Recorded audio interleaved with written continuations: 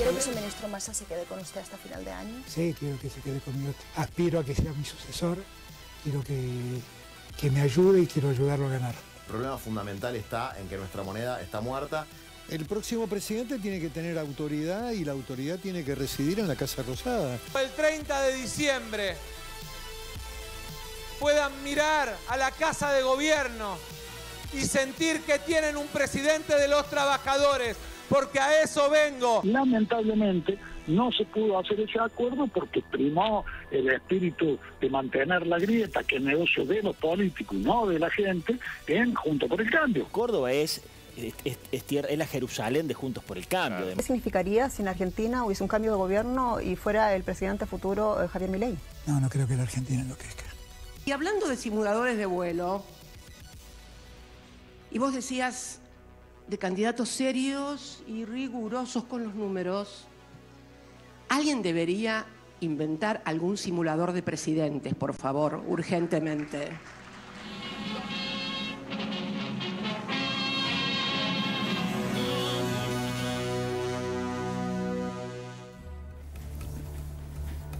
Bueno, muchísimo para analizar con una mesa de queridos periodistas, colegas.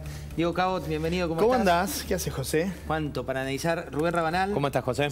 La dama Débora Plager. Buenas ¿Cómo anda noches, usted? muy bien, Gracias por venir. No, por favor. Bebo Granados. ¿Qué dice? ¿Cómo anda usted? Bien, bien. Arranquemos por las teorías conspirativas que a los periodistas nos gustan un poco, de la ciudad de Buenos Aires, por ejemplo. En Bebo. realidad no es una teoría conspirativa, es información. A ver. Bueno, tengo algunos amigos de otras épocas, de otras décadas. De otras vidas. Me quedaron, de otras vidas que uno pasó y después tratando. No te digo olvidar porque son todas experiencias. Y entonces estuve hablando con ellos el jueves y sorpresivamente uno de ellos me dijo, no, tenemos una estrategia para la ciudad. Bien, le dije yo. Después lo dejé, si quería contar, que me la contara. Y me la empezó a contar después de haber tomado algo, ya está, se había alargado un poco más. Y me dice, no, la idea es sacar al PRO de la ciudad. El PRO, de acá salen los presidentes que nos complican la vida. Además tienen financiamiento, es rica, tienen cuadros. Le digo, ¿y cómo vas a hacer? Es imposible. No, mira. Yo te voy a explicar. Era un profesor, además es filósofo el que te estoy hablando, es de carta abierta, no voy a dar más detalles. Y me dice, mira, es muy simple. ¿Hace falta votar a Santoro? No, ¿vas a votar a Santoro? Sí. Santoro no tenemos contra. Bien. Entonces le estamos diciendo a nuestra gente que vaya a votar a Lustó. Digo, así que los que quieren votar a Santoro. ¿Y por qué? Es muy simple, mira. Lustó, a ver, detrás está el Coti. El Coti lo conocemos. Son porosos los radicales. La palabra que me gustó fue cuando dijo porosos. No entendía que me quería decir, pero digo, yo lo dejé correr, porque ¿para qué le vas a interrumpir cuando me están contando algo? Entonces, son porosos los radicales. Y además, con el Coti se puede hablar, es otra gente. Mirá, el PRO son más duros. Esa cuestión de la lógica, Diego, vos que los investigaste mucho, pero mucho tiempo al kirchnerismo y has encontrado, bueno, una de las causas más importantes de corrupción desde la vuelta de la democracia, ¿funcionan así? Bueno, en principio te diría que no sería una experiencia nueva, porque ya lo votaron a Lustó. No te olvides que casi lo hicieron jefe de gobierno cuando fue el balotaje con Larreta, que termina ganando Larreta por un par de... Creo que fue un punto y medio o algo así. Es una remake. Claro, entonces, digamos, no sería una experiencia nueva, ¿no? El kirchnerismo se siente mejor con esas mesas donde, digamos, donde sí, efectivamente puede negociar. Claramente Porosas, como dice Bebo. Por eso, por ejemplo, el campo le fue tan difuso siempre, o sea, nunca lo pudo interpretar como fenómeno porque no hay una mesa.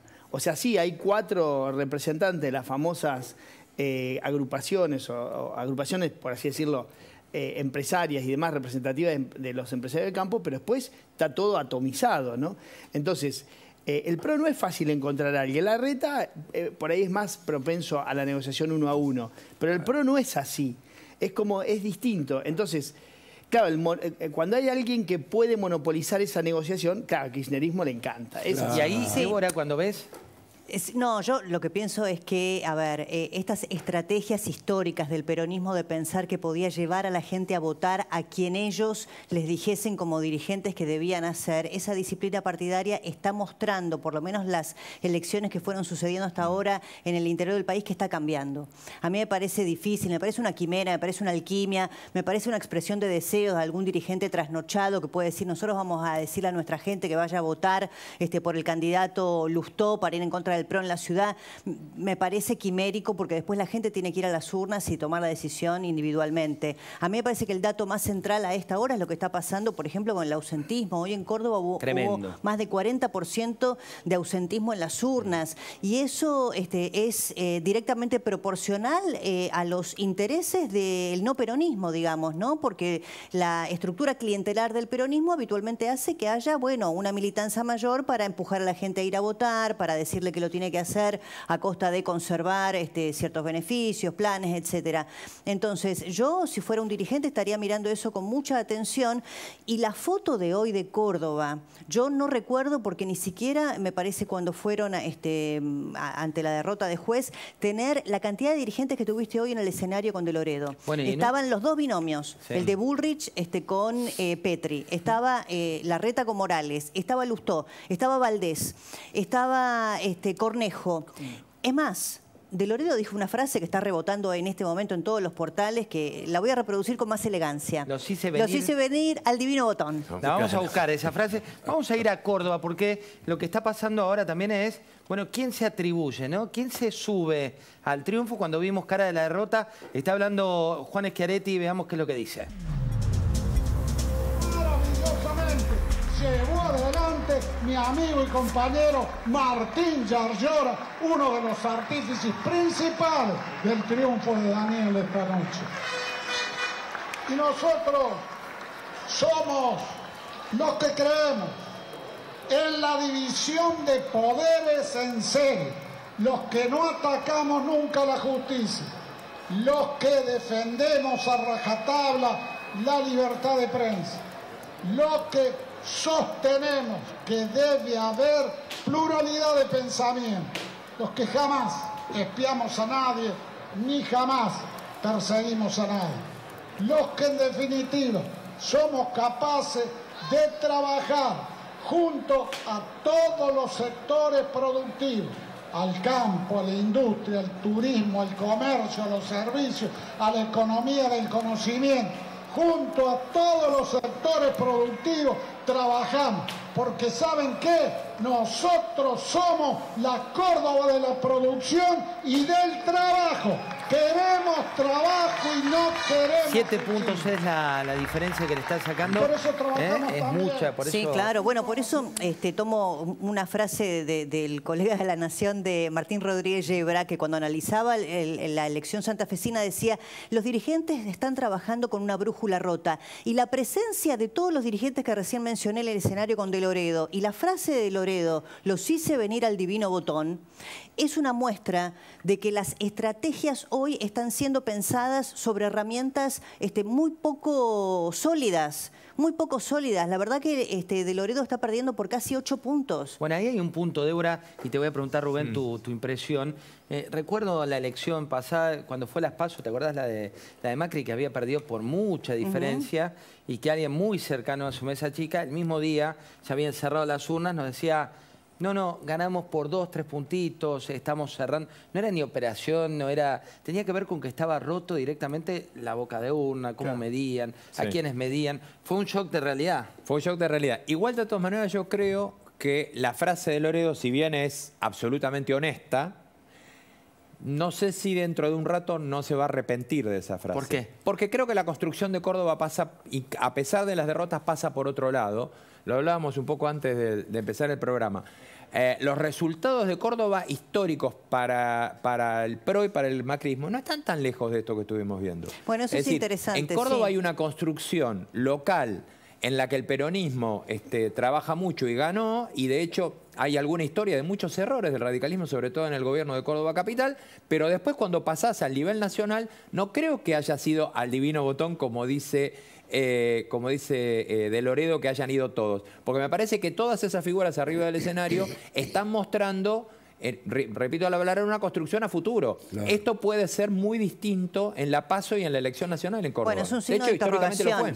A ver, en el 2015 Córdoba lo hizo presidente Mauricio Macri. Claramente es así. Claro. Creo que sacó alrededor del 70% de los votos. Es cierto que el peronismo cordobés es antikirchnerista, pero yo creo que se abre un signo de interrogación en Córdoba, porque lo dijo incluso la última vez que entrevistamos a De Loredo antes de la veda aquí con Alfredo Leuco. Él dijo, ojo, porque Schiaretti habla con Massa, ojo, porque Schiaretti puede después bajarse de su candidatura presidencial. Entonces, yo creo que abre un signo de interrogación interesante lo que está pasando en Córdoba, ¿no? En donde el espejo de 2015 no sé si nos queda tan claro. Además, hay un dato no menor. En 2015 no había candidato propio, digamos, ¿no?, para presidente, y ahora Schiaretti es candidato. Es cierto. O sea que podría pensarse que esos votos que alguna vez fueron de ese peronismo a Mauricio Macri, que ahora vayan al propio candidato. Claro. Bueno, ahí también no sé cuánto creen ustedes que incide el hartazgo, ¿no? El hartazgo de las peleas, el hartazgo de los títulos entre unos y otros, que al final vos decís, bueno, tanto es el equipo, tanto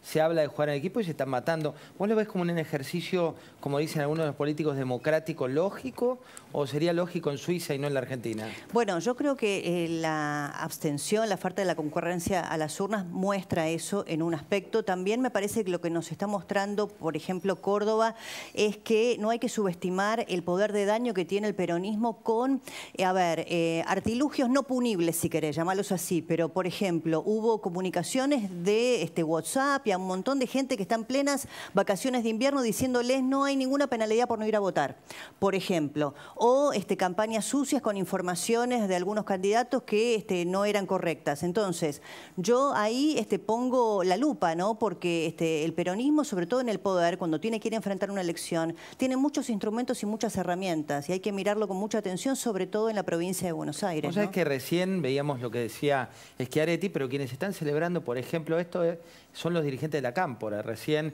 infinidad de grupos de WhatsApp que tienen y comunicaciones compartiendo lo que decía De Loredo, que coincido con vos, en un contexto en el cual Córdoba es como una localidad donde es muy importante para Juntos por el Cambio. ¿Desde qué lugar habla? ¿Habla desde el club de barrio o habla desde una de las principales localidades a nivel nacional con las cuales puede ganar o no? Y en este contexto, también, domingo, las medidas económicas. Sí, en realidad salen, un poco apuradas porque tienen que terminar de cerrar el acuerdo en las próximas horas, porque dentro de 4 o 5 días todos se van de vacaciones. 31 de julio el fondo norte, cierran la puerta y no podés negociar con nadie, así que tenías que hacerlo ahora. Todo lo que se hizo hoy es una devaluación encubierta. Como no podés devaluar porque no quiere ser el ministro devaluador, hizo todo lo posible para devaluar sin devaluar. Por ejemplo, desde ahora se van a exportar a 340 pesos nada menos que muchos productos del campo, que son la soja, el maíz, el trigo, el girasol. Y te digo una cosa, al llevarlo a 340 pesos, acá va a haber un salto inflacionario importante, porque el maíz sirve para alimentar, todo el mundo sabe que a muchos animales, y todos esos animales que se le va a encarecer el alimento, te va a subir el precio en forma inmediata. Además, hoy firmamos el certificado de defunción del dólar ahorro. Se terminó el dólar ahorro. Claro. Muchachos, el dólar ahorro pasó a costar 30% más desde mañana. Ahora, hay un tema, perdón que te interrumpa, que es la importación de bienes, ¿no? Que es el gran tema de las famosas pedidos que se le hacen a diario, que todos los escuchamos y lo padecemos en algún punto cuando vamos de consumidores que no encontramos bienes. A esos bienes se aplica un 7,5%. Por lo tanto, digamos, sigue siendo tan atractivo como antes esa ventanilla para importar, ¿entendés? Sí, la única diferencia es que no podés pagarlas, ¿no? No sé, Rubén. No podés, podés pagarlas porque seguís con el mismo problema que los dólares no te los dan. Claro. Bueno, de todos modos, perdón, por ejemplo, si te aprueban y demás. Bueno, la medida del dólar ahorro. Sí. Primero, que es un mercado pequeñísimo. Sí, claro. En segundo lugar, que es rascar en el fondo de la olla literalmente. Yo no creo que ni siquiera desaliente al que tiene la posibilidad de comprar, que en promedio las compras son de 150 150 dólares porque sea un 30% más caro. Y además todas estas medidas son inflacionarias. Y esto es lo que te marca, es que el doble rol del ministro candidato acá está claramente expresado. Massa como ministro tenía que tomar estas medidas porque se quedó sin dólares. Pero como candidato son medidas que no le convienen a sus intereses porque son medidas inflacionarias, pero es el plan Llegar 1. Después del 13 de agosto tendremos el próximo índice de inflación, una vez pasada la elección. Sí, bueno, ahí tenés el porcentaje, Rubén. Claro, es por eso digo, estábamos viendo. A ver, ¿qué te dice el Banco Central cuando vos le preguntás sobre el dólar ahorro? Te dice, no, nosotros seguimos teniendo una cantidad importante de gente que todos los meses entra a comprar los 200 dólares a ese dólar especial. De todas maneras, a mí me da la sensación, José, que esto es parte del relato que estamos llevando a Washington. Es decir, no seguimos vendiendo dólares baratos. Exacto. De los dólares que les estamos pidiendo que vendan, miren, esto ya está, lo cerramos. Ahora valen todos 500, 4.97. ¿Por qué elige creer? ¿Estás seguro que no creen? Bueno, yo creo que no. ¿Saben que hace unos minutos le ponía estaba pensando a Jorge Macri, a Malena Galmarini? Sí. Y creo que vale la pena, son 30 segundos, lo vamos a volver a poner, porque tenemos especialistas, tenemos gente que sabe cómo funciona el Fondo Monetario, y es muy lejos la realidad de esta ficción. Mirá. ¿Cómo lo ve usted? ¿Va a cerrar el acuerdo con el fondo cuando viaje el viernes? Yo espero que lo cierre. ¿Cómo lo veo yo? Lo veo a veces... Él le comentará, mirá, a veces me gusta. puede cenar. No, porque muchas veces, además por las diferencias horarias y además por las agendas complicadas, sobre todo para nosotros en campaña, hace los Zooms desde casa.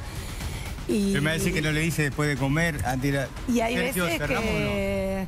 Sí, le digo, sí, le pregunto, ¿y cómo estamos? Pero la verdad que muchas veces lo escucho a los del fondo y sobre todo lo escucho a Sergio cuando se pone muy picante.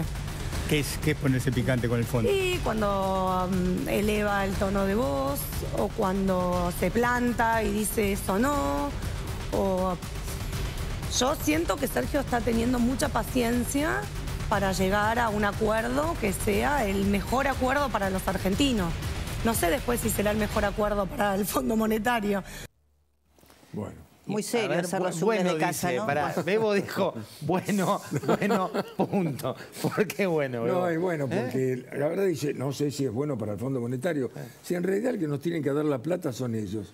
¿Por qué se van? Además, la misma plata con la cual le tenemos que pagar en la otra ventanilla. Porque ellos te dan por esta ventanilla y después se cobran por esta. Lo que le están pidiendo al Fondo Monetario siempre, desde hace 2 meses, es que, aparte de lo que me das para que yo te pague, dame algo más. Y ese algo más no apareció nunca. Nunca. Pensaban 2.000, 3.000 Recién más. ahora, ¿no? Parece que muy contra las cuerdas aparece esta devaluación. De hecho, recordemos la frase del ministro fue, si yo tengo que devaluar antes de devaluar, me voy. Claro, de ninguna manera. Por eso está haciendo todo esto. Nunca voy a devaluar siendo ministro. Además, es interesante algo que es que esto tiene un doble propósito, además, que es cerrar las cuentas fiscales. Claro. ¿no? Porque lo que hacen es aumentar los impuestos que se le aplican por encima a la cotización que estamos viendo, ¿no? Que es la del famoso dólar oficial. El 35. Entonces, esto lleva a que se aplique el famoso impuesto país. Claro. A otras actividades que no sean, te acordás que empezó para el turismo, para la compra de dólares, en fin. Vos sabés que esa ley, que en realidad es la ley de emergencia del inicio del gobierno de Alberto Fernández, tiene en su artículo 35 el famoso impuesto país. Yo lo repasé y ese artículo dice que el 70% de lo que se recauda tiene que ir para jubilados. 70%. El 70% y el 30% restante para políticas de hábitat y urbanismo. Nada de eso se cumple. Esperá. Además, en campaña dijo que con los intereses de la LELIC también le ibas a pagar a los jubilados. Bueno, y la renta extraordinaria, Bebo, la renta extraordinaria también tenía... El impuesto país, que no es un impuesto, sino, bueno, sí, pero en realidad tiene tiene una afectación específica, establece el 70% para los jubilados. Lo que está buscando también el gobierno con este doble propósito de entregarle algún souvenir al fondo es, bueno, mirá, de paso mejoro las cuentas fiscales porque esto me aumenta la recaudación. Para que tengas idea, en el mes, creo que yo lo vi en junio, el último dato de junio que vi de recaudación, que lo miré específicamente, el impuesto país ya estaba casi cerca, muy cerca del impuesto a los combustibles. Para que tengas idea de lo que ya significa. Sí, el porcentaje. Ellos hacen un paquete para llevar a Washington. Claro. Que es un poco, a ver, contanos. Que es 2.000 millones arman ellos el regalito. 2.000 millones que van a venir del agro, de más que si querés después lo hablamos, hay que ponerlo entre comillas, y después entre el anticipo de ganancias que ya rige, porque ya está publicado en el boletín oficial, que no tiene nada que ver con el anuncio de hoy, más todas estas subas de impuestos sobre el mercado de cambio, te arman un paquete que creo que lo que anunciaron ellos fue 1.3, 1.4 billones de pesos para mejorar la recaudación, que es lo que estabas diciendo vos. Entonces, eso lo llevan y dicen, bueno, además mejoro mi perfil fiscal. Mejoro dólares y mejoro el perfil fiscal. Bueno, además el anticipo, por ejemplo, de ganancias creo que 45, ¿no? es una medida que va a afectar a quien asuma el 10 de diciembre, porque son empresas que no van a liquidar ese dinero el año próximo. O sea, ¿no? si alguno pensaba que todo esto se arreglaba bajando impuestos como todo el mundo lo pidió, están totalmente equivocados. Muchachos, borren esto, es más impuestos. Para poder cerrar las cuentas, te están poniendo más impuestos, no menos. Vos sabés que el día que hablabas que salió publicada la percepción la percepción anticipada de ganancias, ese día, en el boletín oficial eran prácticamente el 90% eran designaciones, ¿no? De funcionarios, de segundo, de tercer orden, todo el tiempo hay designaciones. Ahora se está designando ahí una era aumento de impuestos, ¿no? O en realidad un adelanto en la percepción. Por lo tanto, vale todo, es posible hacer todo, cualquier cosa, antes de ajustar el gasto público puntualmente del movimiento operativo del Estado, ¿no? Bueno, ustedes saben que uno de los vicios que tenemos con Diego, y seguramente Rubén también, es ver boletín oficial, ¿no? Ver los concursos siquiera, es casi como... Todos los días en el boletín oficial anunciaban 200, 250 personas que entraban a planta permanente. Y sí. Sí, todos los días. Que está prohibido y Pancho Olivera bien lo resumió con la cantidad que había. Sergio Massa, ministro de Economía, candidato a presidente, habló del Fondo Monetario Internacional y esto es lo que decía. Quédense tranquilos, Argentina va a acordar con el fondo, pero va a acordar defendiendo esta idea de país de desarrollo con inclusión. No vamos a ir a resignar nuestra capacidad soberana y tampoco vamos a ir a rendirnos al altar del ajuste fiscal. Porque en definitiva, el rol del Estado en un país que necesita desarrollarse es fundamental. Entonces, para dejarlo claro, estamos dialogando, estamos negociando, estamos muy cerquita de dejar cerrado el 2023 y tener un acuerdo, pero lo hacemos sobre la base de defender una idea de país, porque en definitiva, Macri trajo al fondo y condenó a la Argentina a tener que discutir cada 3 meses sus programas.